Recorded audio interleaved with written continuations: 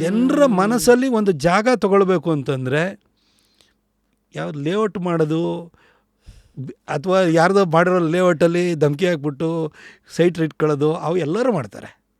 ಆದರೆ ಜನರ ಹೃದಯದಲ್ಲಿ ಒಂದು ಸೈಟ್ ತೊಗೋಬೇಕಿತ್ತು ನನಗೆ. ಅದಕ್ಕೋಸ್ಕರ ಎಲ್ಲ ಕೆಲಸವನ್ನು ಮಾಡಿದೆ. ಇವತ್ತು ಆ ಸೈಟು ಶಾಶ್ವತವಾಗಿ ನಮಗಿದೆ. ಅದನ್ನು ಜನ ಕೊಟ್ಟಿದ್ದಾರೆ. ಇವತ್ತು ಈ ಎಲ್ಲ ಅಭಿವೃದ್ಧಿ ಕಾರ್ಯಗಳ ಮುಖಾಂತರವಾಗಿ ನಂಗೆ ಮಾಡೋಕ್ಕೆ ಶುರುವಾಗಿದ್ದು ಮಾಡಿದ್ದು ನಾನು. ಇದರಿಂದ ನನಗೆ ಜನರ ದೊಡ್ಡ ಪ್ರೀತಿ ಸಿಕ್ತು. ನನಗೆ ನಾನು ಟಿಕೆಟ್ ಕಳ್ಕೊಂಡಾಗ ಆ ಪ್ರೀತಿ ನನ್ನ ಮೇಲೆ ಅಭಿಮಾನ ಎಷ್ಟಿದೆ ಅನ್ನೋದು ಅದು ವ್ಯಕ್ತವಾಯಿತು. ಇವತ್ತು ಯಾರು ಸಿಕ್ಕಿದ್ರು ಜನ ಸಿಕ್ಕಿದ್ರು, ಸರ್ ನಾವು ನಿಮ್ಮನ್ನು ಗೆಲ್ಸಕ್ಕೆ ರೆಡಿ ಇದ್ದು ಸರ್, ನಿಮ್ಮ ಪಾರ್ಟಿಯಿಂದ ಈ ಥರ ವ್ಯತ್ಯಾಸ ಆಯ್ತು, ನಾವೇನು ಮಾಡೋಣ ಸರ್ ಅಂತಾರೆ. ಸೊ ಇವತ್ತಿಗೂ ಜನಕ್ಕೆ ಕಾಣದೇ ಇರೋ ಯಾವುದಾದ್ರು ಸತ್ಯಗಳನ್ನು ಆಚೆಗೆ ಹಾಕಿ ಇಷ್ಟಪಡ್ತಾರೆ. ಯಾಕಂದರೆ ತುಂಬ ಜನಕ್ಕೂ ಕ್ವೆಶನ್ ಮಾರ್ಕ್ ಇರುತ್ತೆ, ನಿಂತ್ಕೊಳ್ಳೋಕ್ಕೆ ಜಾಗ ಕೊಟ್ಟಿಲ್ಲ ಅಂದಮೇಲೆ ಗೆಲ್ಸೋದು ಎಲ್ಲಿಂದ? ನೀವು ಯಾವ ಥರ ಆ ಗಾಯದಿಂದ ಆಚೆಗೆ ಬಂದಿದ್ದೀರಿ ಅಥವಾ ಬಂದಿದ್ದೀರಾ? ಮುಂದಿನ ನಡೆ ಯಾವ ಕಡೆ? ನೋಡಿ, ಈಗೇನು ಗೊತ್ತಾ, ಇವತ್ತು ನಿಮ್ಮ ಪಾಡ್ಕಾಸ್ಟ್ ಮುಖಾಂತರ ಹೇಳ್ತೀನಿ, ನಾನು ಯಾವುದೋ ನೇಮ್ ಡ್ರಾಪಿಂಗ್ ಎಲ್ಲ ಮಾಡೋದು ನನಗೆ ಯಾರು ನಮಗೇನೋ ಒಂದು ಆಫರ್ ಕೊಟ್ಟಿರ್ತಾರೆ ಅಂತ ತಿಳ್ಕೊಳ್ಳಿ, ನಾನು ಹೇಳೋಕ್ಕೆ ಹೋಗಲ್ಲ. ಇವತ್ತು ಹೇಳ್ತೀನಿ ನಿಮಗೆ, ಮಾರ್ಚ್ 7ನೇ ತಾರೀಕು ನನ್ನ ಟಿಕೆಟ್ ಹೋಲ್ಡ್ ಆಯಿತು ಅಂತ ಬಂತು, 2024. ಕಾಂಗ್ರೆಸ್ ಟಿಕೆಟು ಮಾರ್ಚ್ 9ನೇ ತಾರೀಕು ಯುಗಾದಿ ಹಬ್ಬ ಇತ್ತು, ಅವತ್ತು ಅನೌನ್ಸ್ ಆಗಬೇಕಿತ್ತು. ಆದರೆ ಮೈಸೂರದ್ದು ಅನೌನ್ಸ್ ಆಗಲಿಲ್ಲ, ಉಳಿದಿದ್ದೆಲ್ಲ ಅನೌನ್ಸ್ ಆಯಿತು. ಆಯಿತಾ? ಯಾಕೆ ಹೋಲ್ಡ್ ಮಾಡಿರು? ಆಯಿತು. ಮಾರ್ಚ್ 21ರವರೆಗೂ ವೇಟ್ ಆಯಿತು. ಯಾಕಾಯಿತು? ನನಗೆ ಎಲ್ಲದನ್ನು ಹೇಳೋಕ್ಕೆ ಹೋಗಲ್ಲ. ನಾನು ಅವತ್ತು ನನಗೆ ನಮ್ಮ ತಂದೆನೇ ಜನಸಂಘದಿಂದ ಬಂದವರು. ನಾನು ನಮ್ಮ BJPಯ ಕಲ್ಚರಲ್ ನ್ಯಾಷನಲಿಸಮ್ ಅಂತ ಏನಿದೆ, ರಾಷ್ಟ್ರೀಯತೆ ಏನಿದೆ, ಇದ್ರದ ಪ್ರತಿಪಾದನೆ ಮಾಡ್ಕೊಂಡು ಬಂದವನು. ನನ್ನನ್ನು ಒಂದು ಆದರ್ಶವಾಗಿ ನೋಡಿದಂತಹ ಲಕ್ಷಾಂತರ ಜನ ಯುವಕರಿದ್ದಾರೆ, ನನ್ನ ಓದುಗರಿದ್ದಾರೆ. ನಾನು ಅವ್ರನ್ನೆಲ್ಲ ಕೈ ಬಿಡೋಕ್ಕಾಗಲ್ಲ. ನಾನು ನನಗೆ ಈಗ ಕಾಂಗ್ರೆಸ್ ಇಂಥ ಬೇರೆ ಪಕ್ಷಗಳೆಲ್ಲ ನಮ್ಗೆ ಬರೋದು. ಇದು ರಾಜಕಾರಣ ಏನು, ಅದು ಶಾಶ್ವತವಲ್ಲ.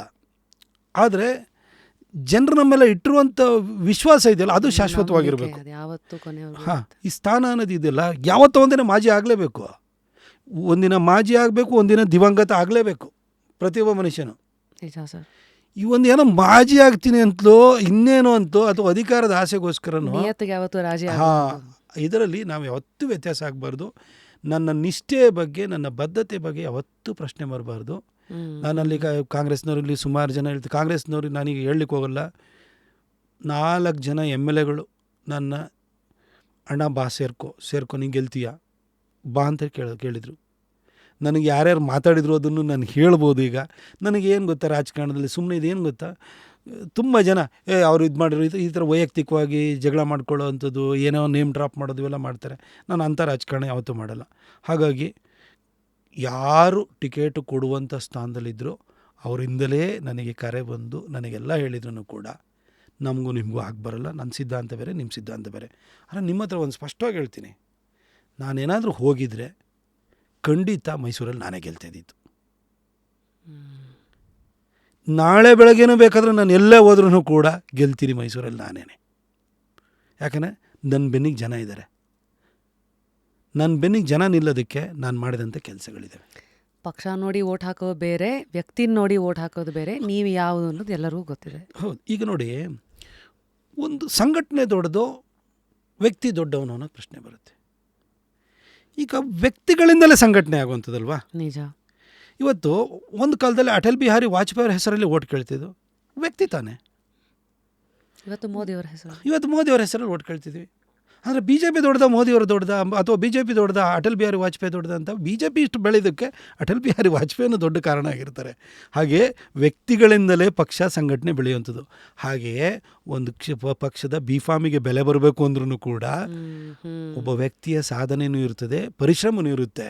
10 ವರ್ಷಗಳ ಕಾಲ ಪ್ರತಾಪ್ ಸಿಂಹ ಮೈಸೂರಿನ MP ಆಗಿ ಇಷ್ಟೆಲ್ಲ ಒಳ್ಳೆ ಕೆಲಸನ ಮಾಡಲಿಲ್ಲ ಅಂದಿದ್ರೆ BJPಯಿಂದ ಟಿಕೆಟ್ ಕೇಳೋ ಧೈರ್ಯನೂ ಯಾರು ಮಾಡಿರ್ತಿರ್ಲಿಲ್ಲ ತಿಳ್ಕೊಳ್ಳಿ. ಯಾಕಂದರೆ 2009ರಲ್ಲಿ ಯಡಿಯೂರಪ್ಪ ಸಾಹೇಬರು ಈ ರಾಜ್ಯದ ಮುಖ್ಯಮಂತ್ರಿ ಆಗಿದ್ದರು. 19 ಸೀಟ್ ಗೆದ್ದಿದ್ವಿ. ಯಾರು ಮೈಸೂರು ಸೋತಿದ್ವಿ. ಮೈಸೂರು ಜೊತೆ ಕೊಡಗು ಇತ್ತು, ಅವತ್ತು ಡಿಲಿಮಿಟೇಷನ್ ಅಂದರೆ ಕೊಡಗು ಇತ್ತು.